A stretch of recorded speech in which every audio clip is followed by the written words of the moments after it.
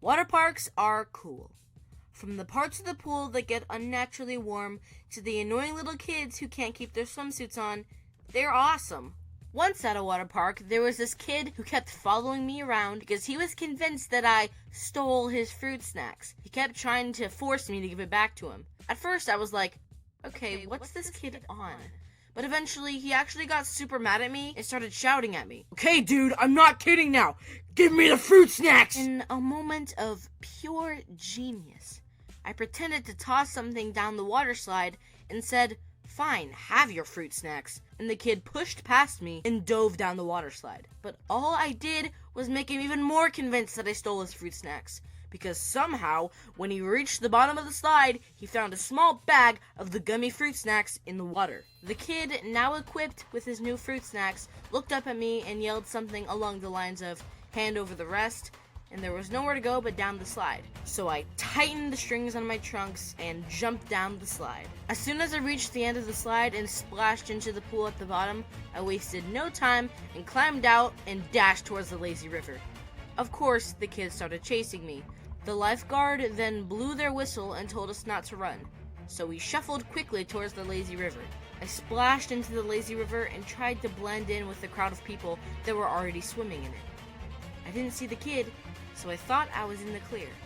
Whew! Give me the fruit snacks! Ah!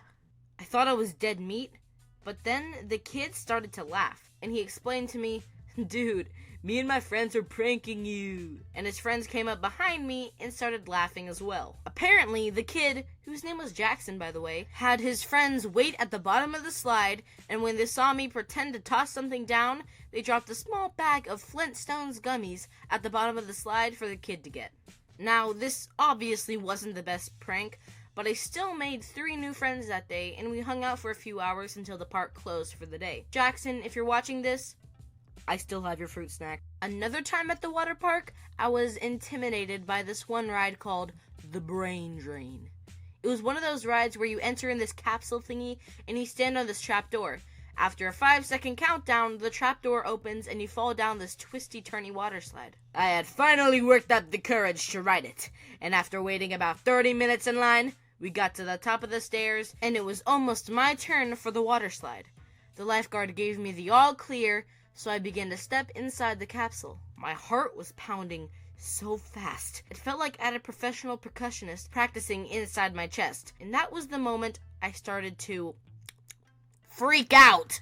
Oh my gosh, the trapdoor is gonna break and I'll fall down before I'm supposed to, and the trapdoor will get lodged in the slide and I won't be able to move. Then I started to wonder if I was in one of those scary Goosebumps books. Okay, I was 9. Those books were scary. And I would slide down the slide, but never come out. I can see the book now. Doom slide. H2, oh no! I did not want to get stuck in some sort of water slide limbo for the rest of my life, but I decided I'm already in the slide. I might as well do it. I waited in line a long time for this moment, and it's finally here. I had just stepped into the slide when we heard it. The lifeguard immediately told me that I couldn't ride down the water slide because of safety codes. Thunder came out of nowhere too. I mean, there weren't any rain clouds at all.